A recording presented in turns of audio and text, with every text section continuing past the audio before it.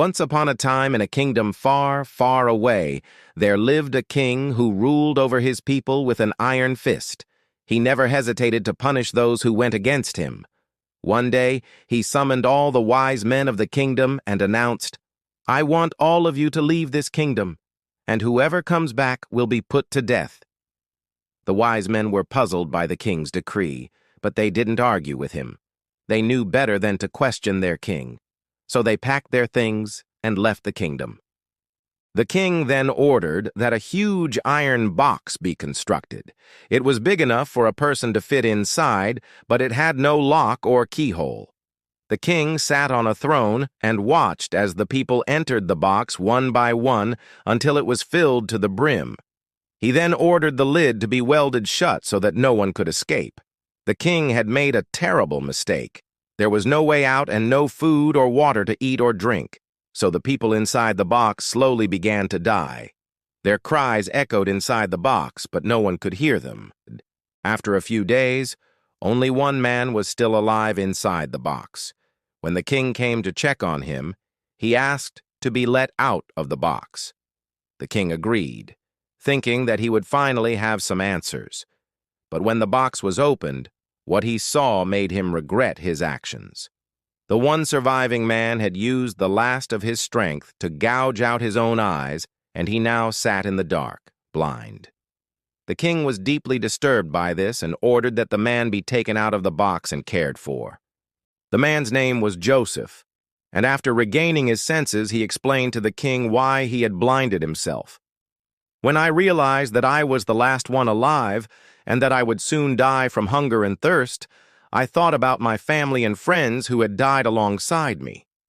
Filled with grief and despair, I started banging my head against the wall. This went on for many days until I lost consciousness. When I regained my senses, I noticed that my head had bled profusely, and that the blood had dripped down my face and onto my hands. Startled by what I felt, I reached up to touch my face and realized that I was blind. So I gouged out my eyes and ate them. In my agony, I found some relief." Hearing this, the king felt remorseful for what he had done to Joseph and to the other people. He wanted to apologize to Joseph, but when he went to see him, Joseph cursed at him. "Why did you do this to us?" cried the king. "How could you treat us this way?" "Do I look like I have an answer for you?" Joseph shouted back. "I'm suffering just like you caused me to suffer. Can't you see the pain in my heart? Can't you feel the torment in my soul?" The king was taken aback by Joseph's words and realized that he would never be able to forgive himself for what he had done. So he decided to end his own life. He went to his royal tailor and ordered a special suit to be made for him. It was a magnificent suit, made of the finest silk and velvet, and it was lined with gold thread. The king put on the suit and sat on his throne. Then he sent for Joseph and told him to come see him. When Joseph entered the throne room, he was shocked by what he saw. The king looked more magnificent than ever before. "What are you doing here?" Joseph asked. "To say goodbye," replied the king. "You're going to die?" asked Joseph. "Yes," said the king. "You're going to kill me," said Joseph. "No," replied the king. "I'm going to take my own life." Then the king took off his mask and showed Joseph his face. It was a face that Joseph had seen many times before, a face that had been kind and compassionate, a face that had been the symbol of hope for his people. But now, the face was twisted in pain and despair. "I can't live with the guilt any longer," said the king. "I have to die."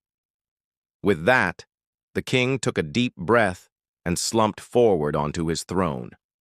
He had taken his own life. Joseph was shocked. He had never seen a king act so bravely. He had always known the king to be strong and decisive, but he had never seen him so vulnerable. As Joseph watched, the king's bodyguards rushed forward and cradled the king's head in their arms. They were crying, but Joseph couldn't bring himself to feel sorry for them. They had been loyal to their king and had done nothing wrong. It was the king who had made the decision to end his own life. Joseph turned and walked away, leaving the king's bodyguards to mourn their fallen leader. From that day on, Joseph became a hero to the people of the kingdom.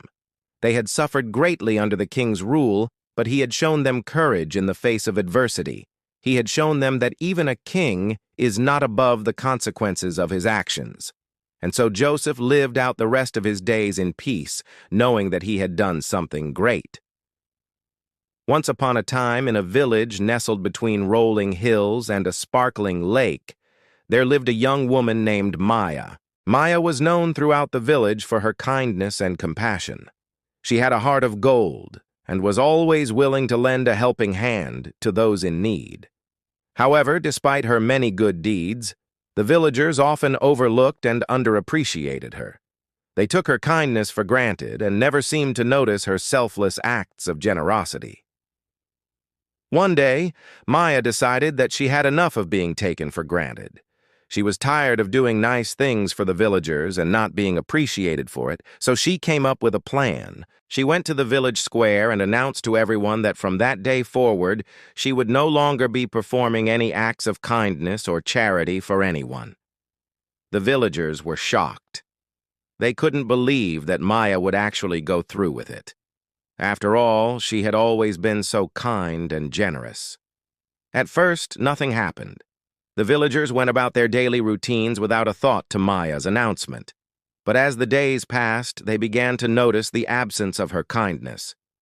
They missed her warm smile and helpful nature. The villagers began to feel uneasy. They had grown accustomed to Maya's kindness, and now that it was gone, they felt lost. They started to wonder what life would be like without her. Then one day, one of the villagers fell ill. He was too sick to work, and his family was too poor to pay for medicine. The villagers discussed what to do, but no one offered to help. They were too afraid that if they helped, they would set a bad example for others. Finally, someone suggested that they ask Maya for help. The villagers hesitated, but they had no other choice. They went to Maya's house and knocked on the door. When she opened the door, they explained the situation and asked if she could please help. Maya was unmoved. She had made her decision and she wasn't about to change it. She told the villagers that she would not be helping them. The villagers were devastated, but they had no choice but to accept her decision. As the days passed, more and more villagers fell ill. The village was in chaos. The villagers were desperate, and they knew that they needed to do something. They went back to Maya's house and begged her to help. She still refused, but eventually she relented. She agreed to help the villagers, but only if they promised to never take her kindness for granted again.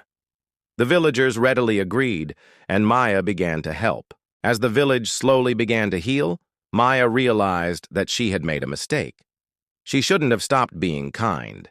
Being kind had always made her happy, and it made the world a better place. She learned that it's important to be kind, not because we expect something in return, but because it's the right thing to do. From that day on, Maya continued to be kind to the villagers, but they never took her kindness for granted again. They appreciated her for the wonderful person she was, and they were grateful for her kindness. And so the village thrived once more, filled with the warmth and joy that Maya's kindness brought. That's all for today. Please subscribe for more updates.